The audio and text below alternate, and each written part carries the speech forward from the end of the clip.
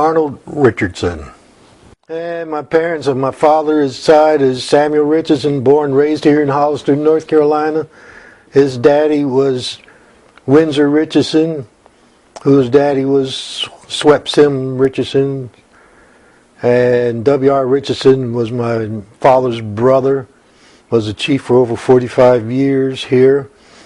My mother's people came from western Pennsylvania, upstate New York, and into Canada. My grandmother on my mother's side practically raised me. Her name was Bessie Thomas, and she was born on the Six Nations Reservation in Canada. I grew up with it, so it was just a natural thing in my family environment.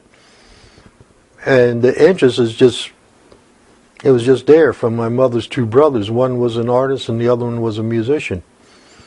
And it was like sitting down eating dinner.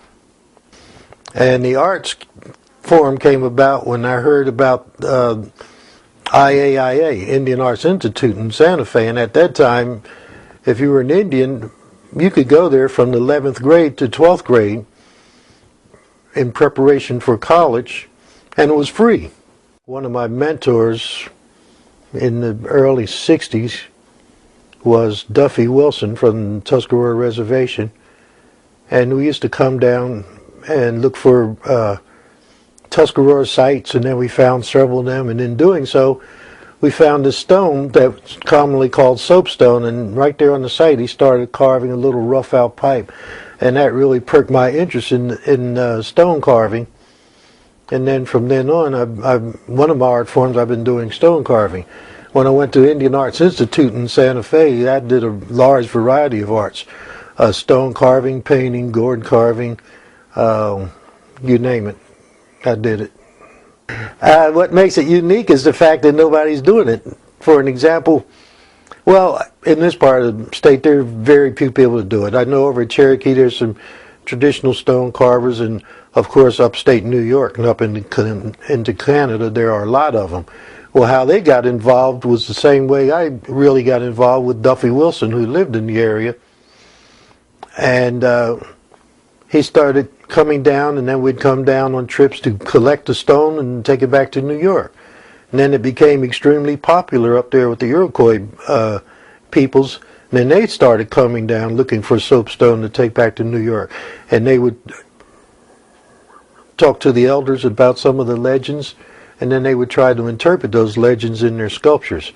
And I guess what makes my art form really unique is the fact that it's an outgrowth of legends that's been interpreted through stone. This carving is almost finished, and then I'm going to turn it around so you can see the various sides of it.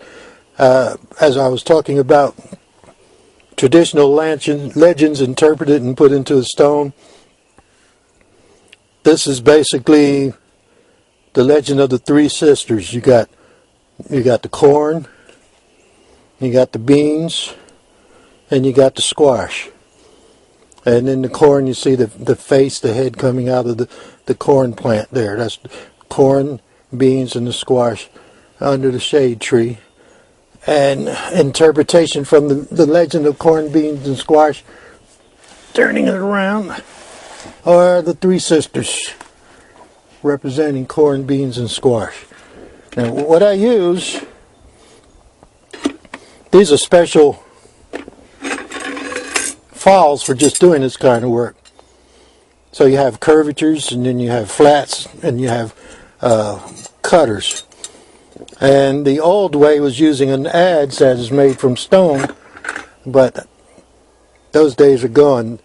So just to give you an idea, this file was used pretty much to do the shaping, where this has been chipped and broken. It's just rubbing it down, getting it back to the natural contour and formation of the face.